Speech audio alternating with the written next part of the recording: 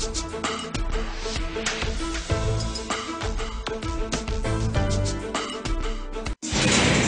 journal vous est présenté par Congo Énergie.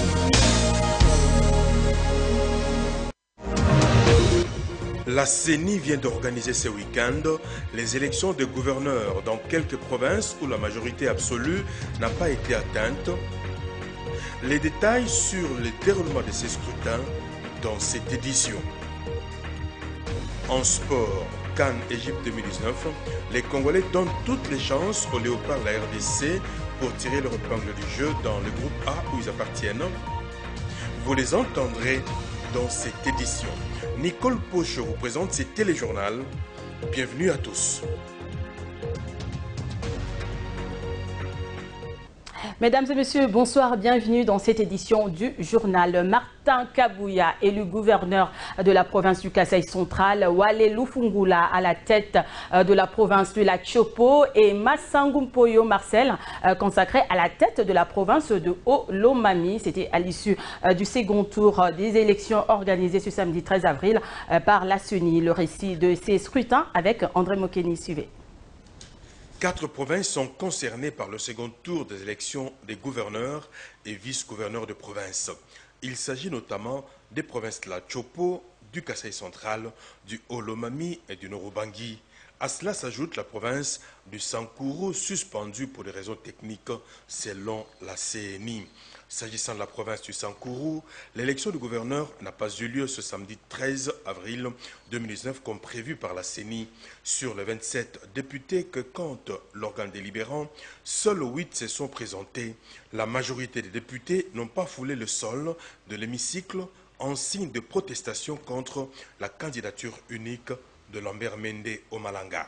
Dans la province du Kasaï central, Martin Kabouya a été élu comme gouverneur avec 16 voix et Ambroise Kamukoni comme vice-gouverneur. Ici, 5 de 7 députés provinciaux de l'UDPS ont participé à ce second tour malgré l'ordre donné par la hiérarchie du parti de boycotter ces scrutins. Dans la province de la Chopo, le candidat indépendant Wale Lufungula a été élu gouverneur avec 17 voix sur 29 votants contre 10 pour son challenger du FCC, Constant Lomata. Dans le Haut-Lomami, le candidat indépendant Massangou Mpoyo Marcel a été élu gouverneur avec 16 voix. Il a battu le candidat du FCC et gouverneur sortant Kalenga Mwenzemi qui a obtenu 9 voix. Le bureau de l'Assemblée provinciale du Kwilu promet des sanctions à toute personne ayant détourné les biens de la province du Kwilu, quel que soit son rang social. Cette décision a été rendue publique par le rapporteur de cette Assemblée lors de sa sortie médiatique ce samedi 13 avril. C'est là après avoir constaté la disparition de plusieurs biens de la province. Propos recueillis par Armand Minimio depuis Bandundouville. Suivez. Nous sommes la première institution provinciale. Quand notre population a crié, il dit ça ne va pas, l'entrée, il n'y a pas d'entrée, nous ne sommes pas payés, tout ça, nous devons réagir. D'ailleurs, dès la semaine prochaine, il y aura même des commissions d'enquête qui seront mises sur table là. Je vous rassure que toute personne, qu'il soit ministre, gouverneur, vice-gouverneur, qui a porté atteinte soit au patrimoine de la province, à l'argent de la province, sera devant la justice. Pour de restituer les biens de la province, que ce soit l'argent ou le patrimoine. Il y a certains ministres qui ont même détourné les véhicules, nous le savons. Alors nous attendons ces contrôles parlementaires qui reviendra avec les résultats, avec les rapports, et nous allons ensemble décider, la plénière va décider, qu'est-ce qu'on fera de ces messieurs-là. Monsieur Balabala, il est gouverneur de province jusqu'à l'installation du nouveau gouverneur. Donc nous allons l'interpeller s'il le faut. La jeunesse de l'UDPS Kibasa s'est dit indignée des tueries et autres actes de violence dont sont victimes des étrangers, particulièrement les Congolais vivant à Durban, en Afrique du Sud, dans un mémorandum adressé à l'ambassadeur sud-africain et dont le contenu a été dévoilé à la presse ce samedi. La jeunesse de l'UDPS Kibasa appelle à l'implication du gouvernement sud-africain afin de préserver la paix. Nous, jeunes patriotes militants dans la jeunesse de l'UDPS Kibasa, constitués en une dynamique dénommée Abat la xénophobie, venons auprès de votre haute autorité vous exprimer notre indignation, désolation et regret au regard de massacres et autres actes de violence portant atteinte à l'intégrité physique et aux biens dont les étrangers vivant en Afrique du Sud sont victimes depuis un temps, dans la ville de Durban précisément. C'est référent à l'article 3 de la Déclaration universelle des droits de l'homme qui stipule que tout individu a droit à la vie, à la liberté et à la sûreté de sa personne. Il y a lieu de rappeler à votre autorité que l'implication de votre gouvernement s'avère impérieuse en vue de préserver la paix et l'harmonie panafricaine en prenant des mesures propices de manière définitive. Nous concernant, Excellence, Monsieur l'Ambassadeur, les cris d'alarme de nos compatriotes vivant en Afrique du Sud ont tellement pris de la hauteur que leur survie devient hypothétique. D'où ce qui renforce notre détermination, celle d'obtenir à votre autorité une garantie de la sécurité des personnes et de leurs biens, et surtout de nos compatriotes congolais, une communauté composée essentiellement de jeunes. Sur ce, notre pays se trouve dans une phase importante de son histoire où il y a besoin que ses filles et fils soient en bonne santé où qu'ils se trouvent. Et en santé, le comité d'urgence sanitaire de l'agence onusienne a conclu que l'épidémie d'Ebola qui sévit dans les provinces du Nord Kivu et de l'Ituri depuis 9 mois ne constitue pas encore une urgence sanitaire de portée internationale. C'était lors d'une réunion tenue ce vendredi 12 avril au quartier général de l'Organisation mondiale de la santé. André Mokini pour le reportage. L'épidémie d'Ebola qui sévit dans les provinces du Nord Kivu et de l'Ituri en RD Congo ne constitue pas une urgence de santé publique de portée internationale, a déclaré le président du comité des règlements sanitaires international à l'OMS. Pour le docteur Robert Stephen, le comité a exprimé sa profonde préoccupation face à la récente augmentation de la transmission dans certaines zones et partant au risque potentiel de propagation vers les pays voisins.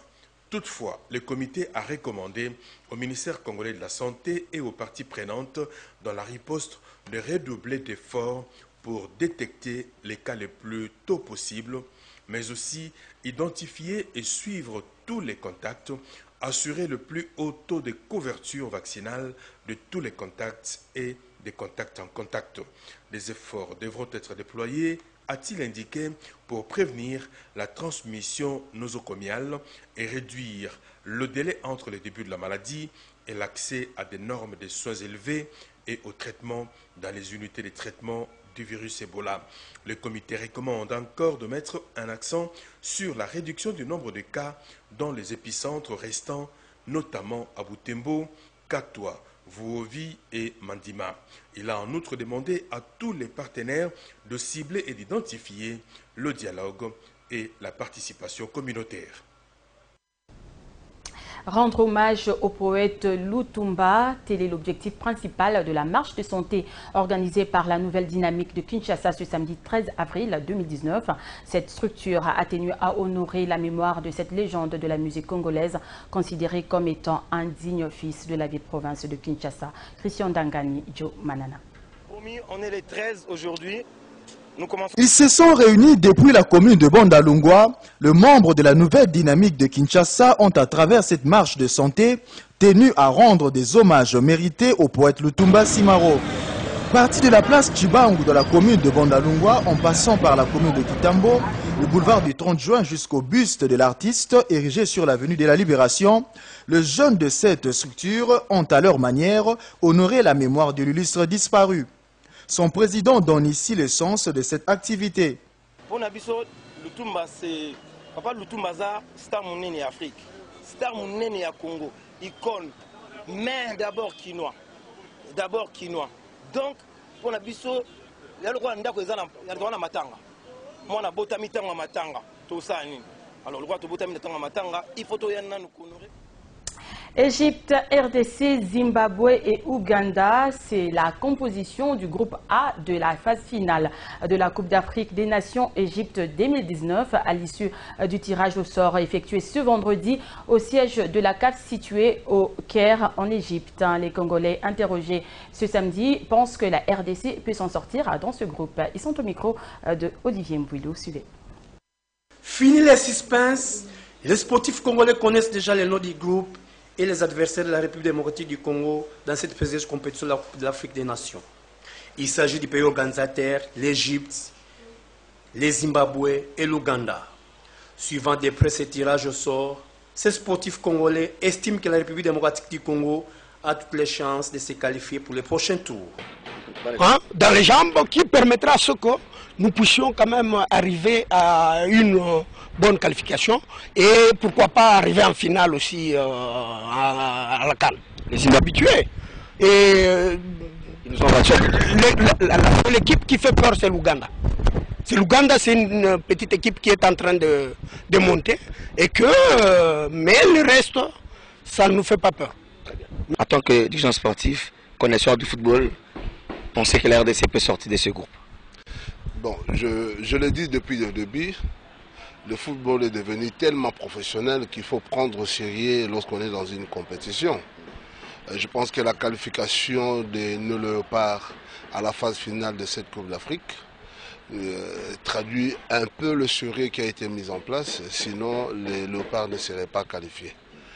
Maintenant qu'il y a eu tirage au sort, je pense qu'il y a un programme, comme je me suis manifesté dernièrement sur les réseaux sociaux, particulièrement au niveau des grandes gueules. Signalons que cette 32e édition de la Coupe d'Afrique des Nations Égypte 2019 va démarrer le 21 juin prochain en Égypte. Et de l'autre côté, le tout-puissant Mazembe de la RDC vient de se qualifier pour le demi-finale de la Ligue des champions de la CAF après sa large victoire devant les Tanzaniens de Simba sur la marque de 4-1. C'était ce samedi au stade Kamalondo, Kamalondo de Lubumbashi. Voilà, une victoire bien accueillie par les fanatiques de Noir-Blanc de la RDC. Olivier Mbouilou.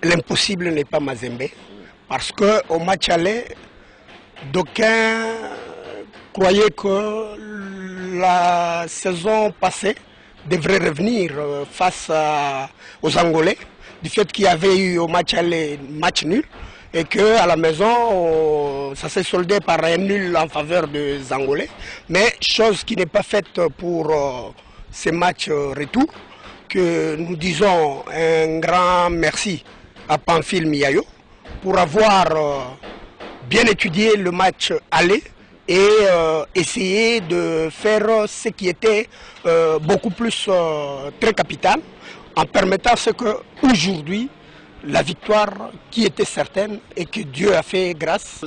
Félicitations en tout cas au coach Pamphile Miayo. Félicitations à tous les joueurs qui ont prouvé vraiment à suffisance que Mazembe est une très grande équipe du continent africain. Parce que vous vous rappelez, avant cette double confrontation, Mazembe était parti en Tanzanie, resté sur une défaite face à son éternel rival, le FC Lupopo, au championnat national. Mais l'équipe s'est vite remis en confiance, faisant match nul, et puis en laminant aujourd'hui cette formation tanzanienne. Et vous voyez la prestation de TP Mazembe, menée dès la 2e minute, ce n'est pas facile de revenir et marqué 4 buts à cette formation. Je crois qu'une fois de plus, Mazembe a démontré à la face du monde que c'est une très très grande machine africaine de football. Il faudra respecter. Et ici, je vais aussi quand même souligner un fait qui m'a vraiment tiqué. Je crois que c'est l'appréciation de Trésor Poutou et de Jackson Mouleka. Ce sont 2 joueurs qui m'ont impressionné durant cette rencontre. Poutou Mabi est resté égal à lui-même après la meilleure prestation contre le Libéria avec les Léopards de RDC. Poutou a encore montré qu'il est vraiment très en forme. Il a ce génie, beaucoup de qualités pour permettre à Courbeau d'aller très loin. Et surtout Jackson Mouleka, que j'ai vu un peu transparent lors du match. Aujourd'hui, surtout en deuxième mi-temps, il m'a impressionné. Je pense que ce garçon mérite peut-être, je ne suis pas ici son avocat, mais je pense qu'il mérite peut-être la sélection au niveau de la... Place à présent la revue de presse de la semaine avec André Mokeni. Cette revue de presse vous est présentée par Happy Congo. Happy Congo, c'est construire sa maison moins chère, rapide, solide et durable avec isolation thermique et acoustique garantie.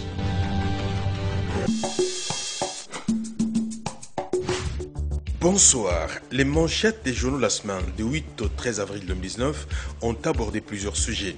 Roger Ntingi, aux arrêts pour détournement des jeeps de l'Assemblée provinciale de Kinshasa, a titré le vrai modérateur du lundi. Le trio hebdomadaire a noté que l'ancien président de l'Assemblée provinciale de Kinshasa a été arrêté à son domicile et conduit à l'inspection provinciale de la police nationale congolaise. Il est reproché à Roger Ntingi le détournement de 6 jeeps sur les 8 appartenant au bureau de cette assemblée. La RDC renoue avec le FMI a constaté les courriers de Kinshasa. Le quotidien a noté que le président de la République, Félix-Antoine Tshisekedi et Christine Lagarde, la directrice générale du FMI, ont convenu le 5 mars dernier de la reprise de la coopération entre les 2 parties suspendues depuis 2012. Le FCC demande à Fachi d'installer les institutions, a écrit Forum des As du mardi. Pour le quotidien, le FCC a dans un communiqué publié le 7 avril courant appelé le président de la République Félix-Antoine Tshisekedi d'installer rapidement les institutions nationales et provinciales. Il regrette par ailleurs la teneur de certains propos tenus par le chef de l'État sollicitant l'appui d'une puissance étrangère pour déboulonner le système dictatorial en RDC. Bruno Tshibala, 2 ans, 4 grandes missions accomplies, c'est exclamer la prospérité. La consoeur a expliqué que organiser les élections apaisées, arrêter la dégradation de la situation économique du pays, améliorer les conditions de vie de la population et restaurer la sécurité des personnes et de leurs biens sur l'ensemble du territoire national, telles étaient les principales missions confiées au gouvernement de Bruno Tshibala. Pour le Premier ministre, il s'agit des missions accomplies et les faits sont éloquents. Législative nationale, les élus de Beni, Butembo et Yumbi, enfin connus, a rapporté le courrier de Kinshasa du mercredi. Le confrère a indiqué que la CENI a rendu public le mardi dernier les résultats provisoires de l'élection des députés nationaux et provinciaux dans les circonscriptions de Beni, Beniville, Butembo, au Nord Kivu et Yumbi, dans la province de Maïndombe, les 4 circonscriptions où ces scrutins ont été reportés. Élection des gouverneurs et vice-gouverneurs des provinces, le FCC fait carton plein, a constaté l'avenir du jeudi.